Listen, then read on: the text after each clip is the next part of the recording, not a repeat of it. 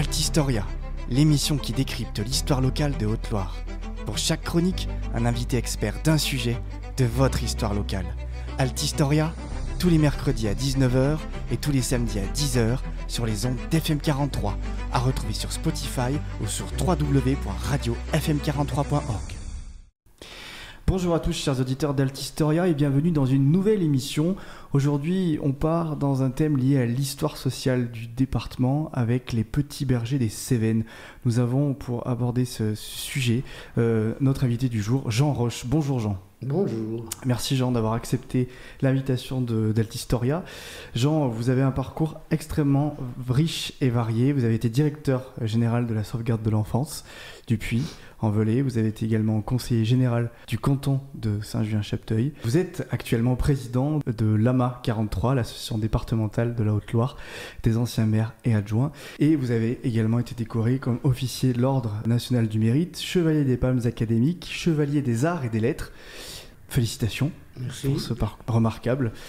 Pourquoi avoir choisi ce sujet pour venir nous voir ? Pourquoi choisir de parler des petits bergers des Cévennes ? Pourquoi est-ce que ce sujet vous tient à cœur ? Je suis très attaché à cette association parce qu'elle est à l'origine de l'association de la sauvegarde dans laquelle j'ai travaillé pendant plusieurs années et dont j'ai terminé ma carrière en étant directeur de la sauvegarde. Et la sauvegarde n'est qu'une émanation des petits bergers des Cévennes. Alors, si on parle des petits bergers des Cévennes, c'est une œuvre, littéralement c'est une œuvre. En quelle année cette œuvre naît-elle ? Dans quel contexte et par qui est-elle créée ? Alors l'association est née en 1935 et je pense qu'elle est née du fait que la Croix-Rouge nationale s'intéressait aux petits Parisiens qui étaient peut-être pas malnutris mais qui étaient en difficulté et pour des familles qui étaient nécessiteuses. Alors pourquoi la Croix-Rouge ? Tout simplement parce que la présidente de la Croix-Rouge au Puy à l'époque était Madame Brohl, qui n'était autre que la maman de M. Alex Brohl, qui, lui, a créé les petits bergers des Cévennes. Alors cette association a été créée avec l'aide de la conférence de Saint-Vincent-de-Paul et également avec l'aide de l'œuvre diocésaine. Alors l'œuvre diocésaine a été dirigée par un prêtre, le père Cursou, et c'était une œuvre qui s'intéressait aux colonies de vacances et qui gérait déjà des colonies de vacances, je pense, sur la Haute-Loire. Donc M. Brohl s'est attaché à lui pour voir comment il pourrait faire pour créer son association des petits bergers des Cévennes. Il était à l'époque aidé par M. Noël Barrault, le papa de Jacques Barrault, et avec d'autres personnes, ils ont créé donc cette association en 1935. Pourquoi lui donner le nom de Petit Berger des Cévennes ? Mais tout simplement parce qu'ils recevaient des enfants par petite quantité, une dizaine, une vingtaine, et ils n'avaient pas de structure pour les accueillir. Donc ils les plaçaient directement chez des agriculteurs qui prenaient ces jeunes pour les aider, pour les fenaisons et pour les petits travaux de la campagne. Est-ce que c'est la naissance des premières colonies de vacances ? Ah non, absolument pas. Parce que la première colonie de vacances a été créée en Suisse et la première en France a été créée par un prêtre de Saint-Étienne, l'abbé Souhé, en 1901. Donc il y avait déjà des colonies, ça n'avait rien à voir, c'était vraiment particulier. En 1938, le projet prend un tournant particulier grâce à une circulaire ministérielle. Qu'est-ce qu'elle dit, cette circulaire, et surtout, qu'est-ce qu'elle impose aussi au projet ? Cette circulaire s'adressait aux petits bergers parce que l'association était déjà assez bien constituée et c'était pour envoyer des jeunes, à l'époque on disait des délinquants, disons des petits marginaux qui devaient être placés et mis à l'abri parce que, ils faisaient des bêtises dans la région parisienne. Et puis peut-être que les familles, il y avait une carence familiale qui faisait qu'elles ne pouvaient pas les aider. Et c'est à partir de là, d'ailleurs, que l'association a pris son envol, parce qu'ils ont été obligés de trouver de l'hébergement, mais de l'hébergement annuel. C'était plus comme chez les agriculteurs, c'était plus pendant les vacances, c'était pour toute l'année.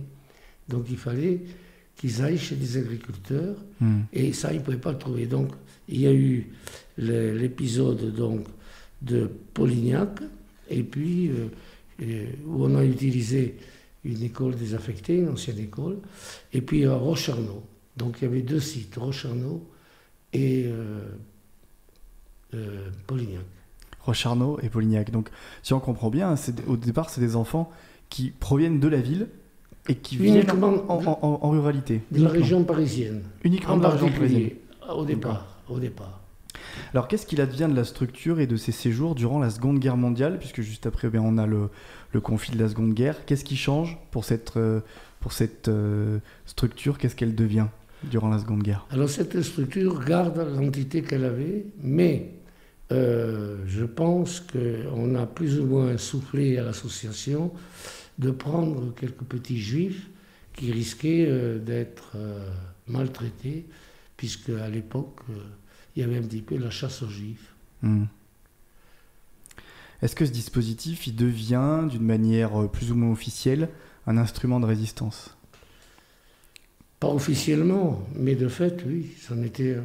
Pourquoi?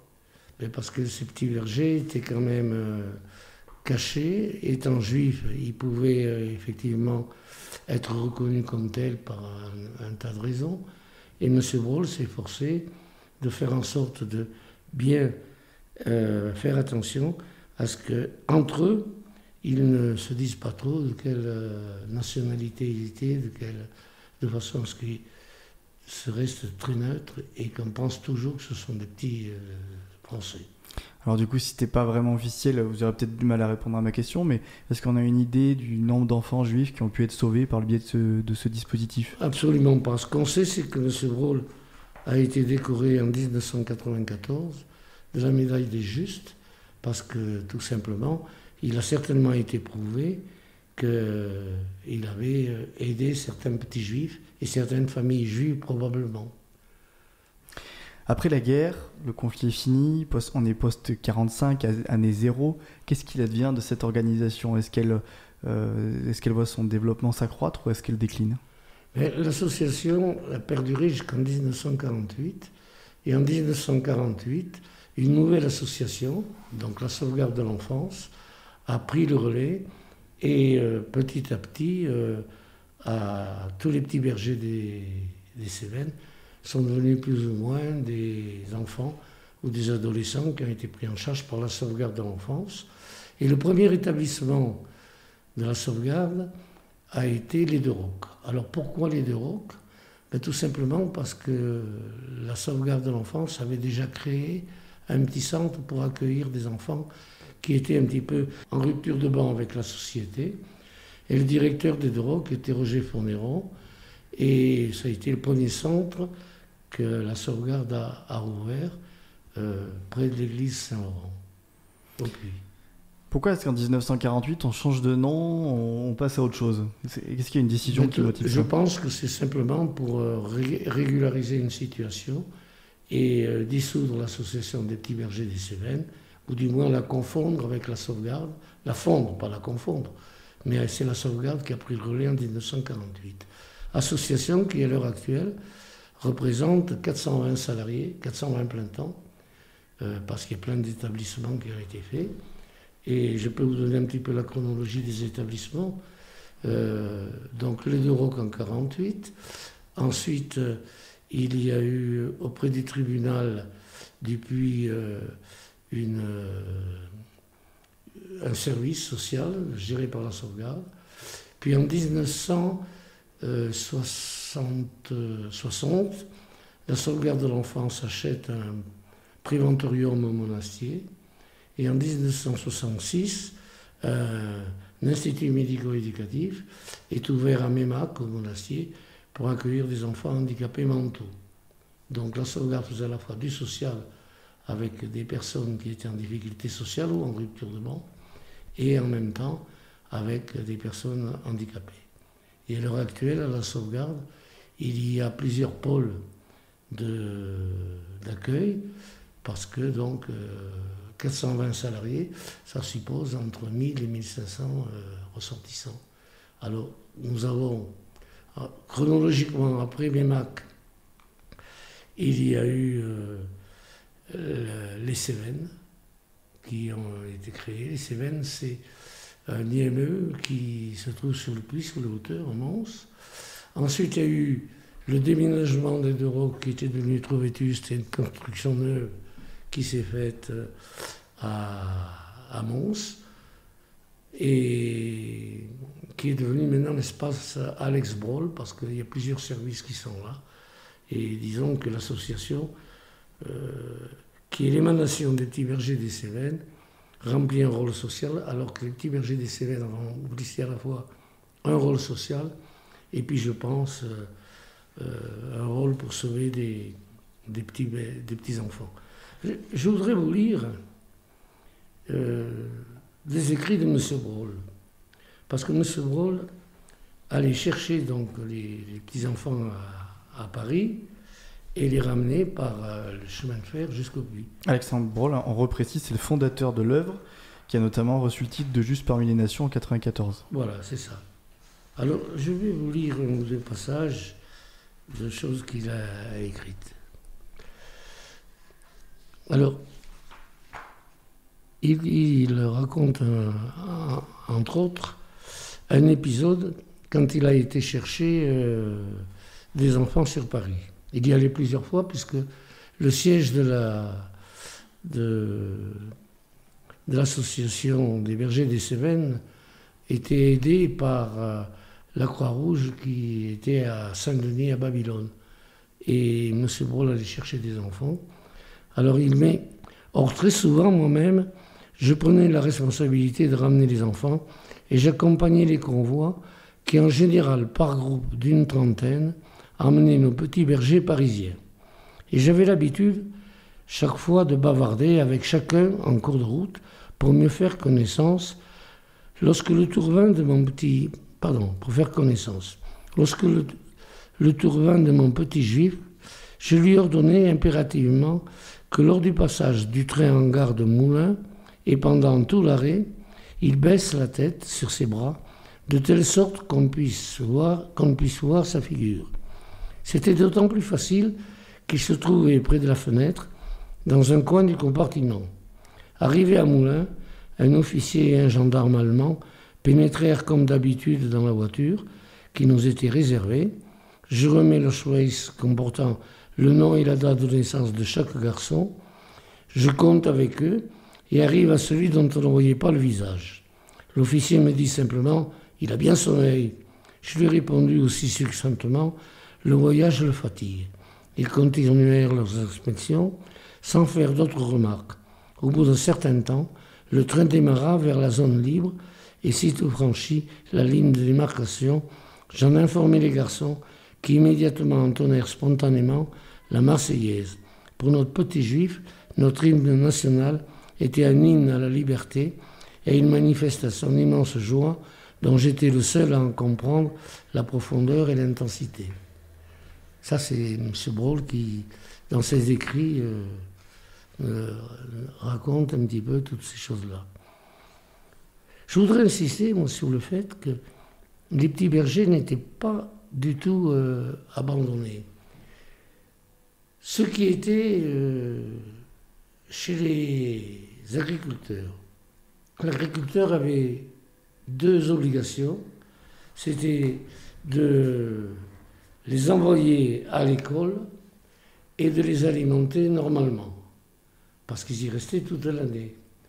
Et ils tenaient un registre des enfants qu'ils accueillaient. En principe, ils en accueillaient un par famille, pas plus, parce que pour ne pas divulguer qu'ils étaient juifs.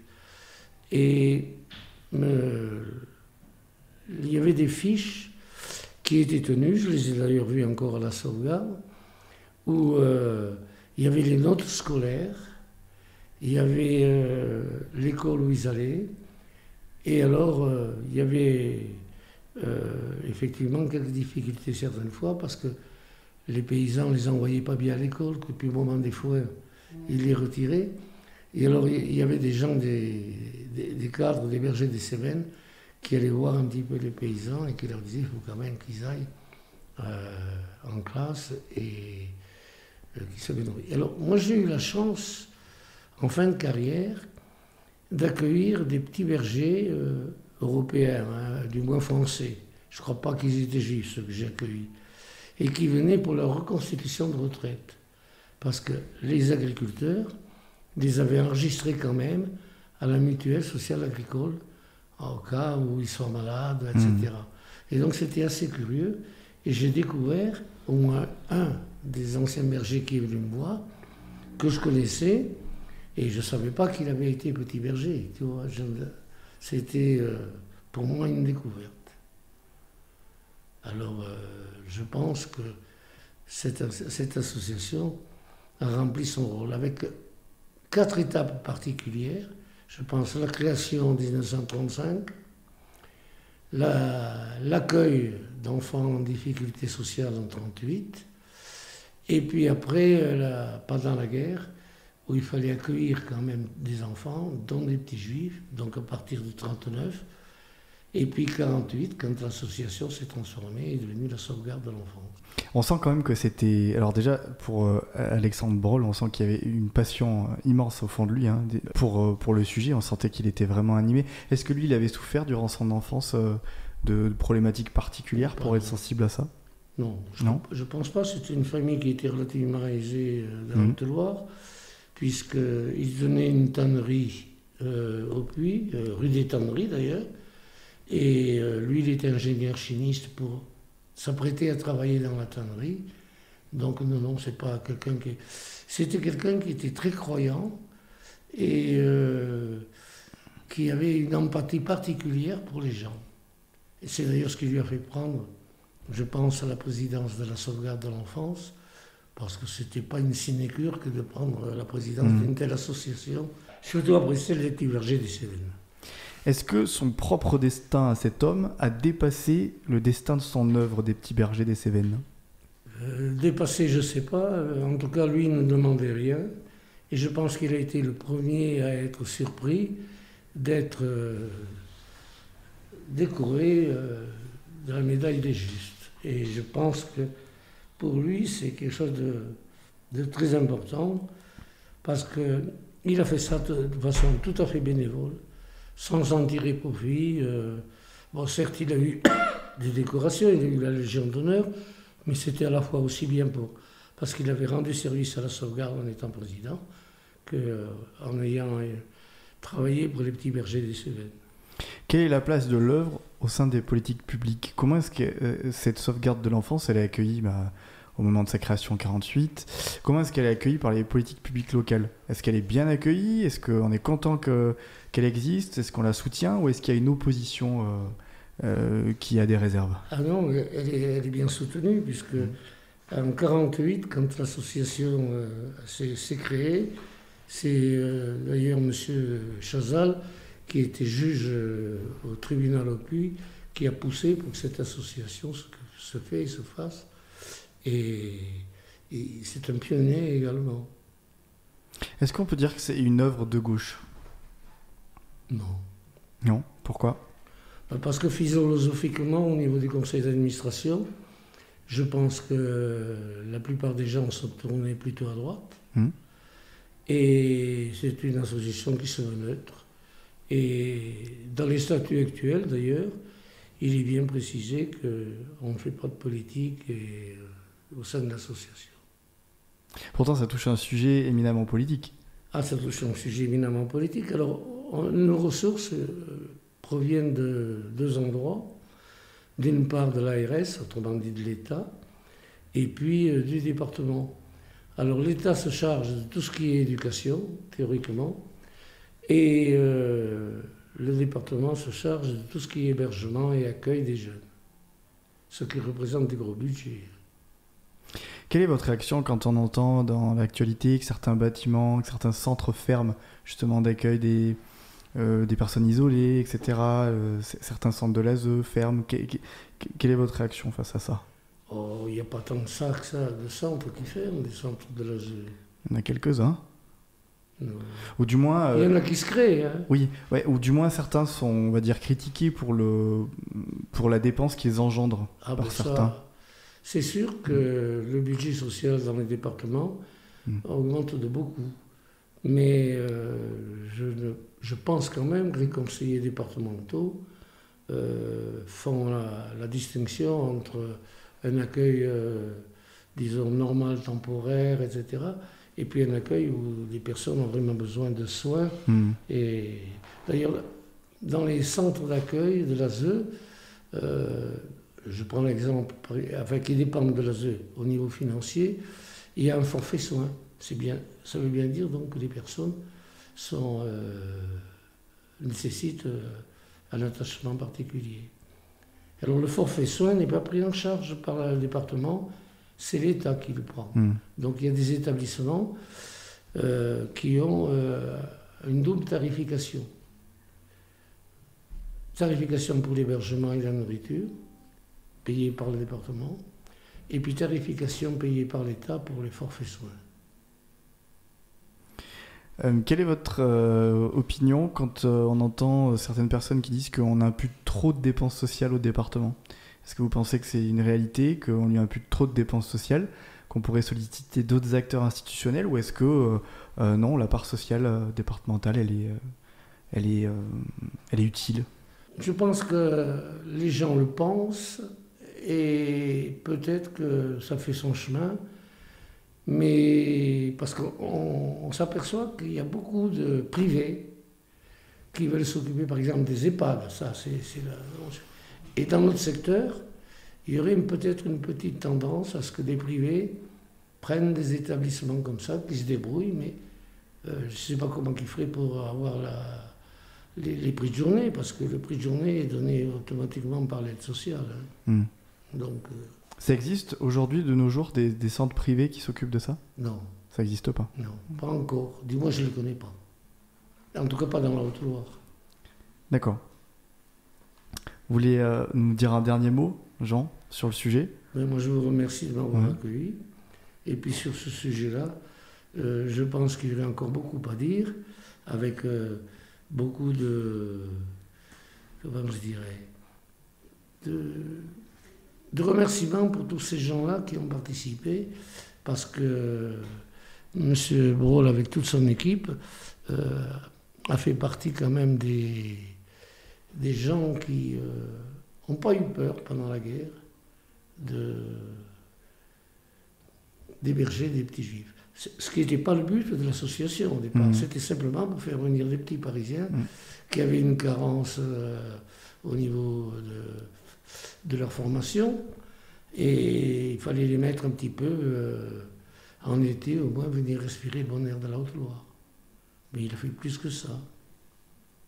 Moi, si vous voulez, je vais vous laisser un hommage à M. Brault, que j'ai lu au Puy, à la rue Portéguière, quand sur le siège de l'association des petits bergers des Cévennes, on a remis une plaque, c'est en 1984, sur le Café du Palais, dans la rue Portéguière. Il y a une plaque commémorative qui rappelle que là, c'était le siège des petits bergers de Cévennes à l'étage. D'ailleurs, je l'ai connu moi, quand je suis venu à la sauvegarde. Alors, je peux vous le lire. Bien sûr. Puis je vous le laisserai. Alors, hommage à M. Alex Brault. C'est en 1935 qu'Alex Brault, encouragé par quelques amis et par le chanoine Cursou, décida de créer l'œuvre des petits bergers des Cévennes, dont le but alors était de venir en aide aux familles nécessiteuses habitant les villes, de façon à qu'ils puissent envoyer leurs enfants âgés de 12 à 16 ans en vacances à Haute-Loire. En 1938, une circulaire du 28 janvier donne à cette association l'autorisation de recevoir des adolescents de 10 à 18 ans confiés par les tribunaux. 1939-1945, la guerre est là, les séjours ne se réduisent plus à la période estivale, et les jeunes accueillis furent de ce fait véritablement réfugiés. Il se révéla alors que pour certains, une autre action devenait primordiale, car le nazisme se proposait de réaliser le génocide de la race juive. Aussi, lorsqu'on proposa au président Alex Brault, à la permanence de Babylone à Paris, de prendre en charge quelques enfants juifs, quelques-uns seulement, sans aucune appréhension, il accepta, tout ému d'avoir vu sur le quai du métro un groupe d'enfants dont chacun avait cousu sur sa poitrine une étoile jaune. Combien furent sauvés? Il est difficile d'en faire le décompte, car tous les jeunes accueillis avaient des noms d'emprunt dès leur arrivée en Haute-Loire. En effet, pour mener à bien cette tâche, il fallait de la discrétion, de la prudence et même de la dispersion dans les placements en milieu agricole et scolaire. Mais ce dont nous pouvons être certains aujourd'hui, c'est que l'œuvre des petits bergers des Cévennes a permis à de nombreux enfants d'avoir la vie sauve grâce à M. Alex Broll, titulaire de la médaille des Justes. Ça résume l'association des bergers des Cévennes. Alexandre Broll, retenez bien ce nom, chers auditeurs, et retenez aussi le nom de notre invité, Jean Roche. Merci beaucoup, Jean, d'avoir accepté notre invitation. Altistoria. C'est moi qui vous remercie. Voilà, chers auditeurs, on espère qu'on vous a emmené bien dans l'histoire de cette œuvre des petits bergers des Cévennes. Je vous dis à bientôt, à la prochaine émission Altistoria. D'ici là, portez-vous bien, à très bientôt. Altistoria, l'émission qui décrypte l'histoire locale de Haute-Loire. Pour chaque chronique, un invité expert d'un sujet de votre histoire locale. Altistoria, tous les mercredis à 19h et tous les samedis à 10h sur les ondes d'FM43, à retrouver sur Spotify ou sur www.radiofm43.org.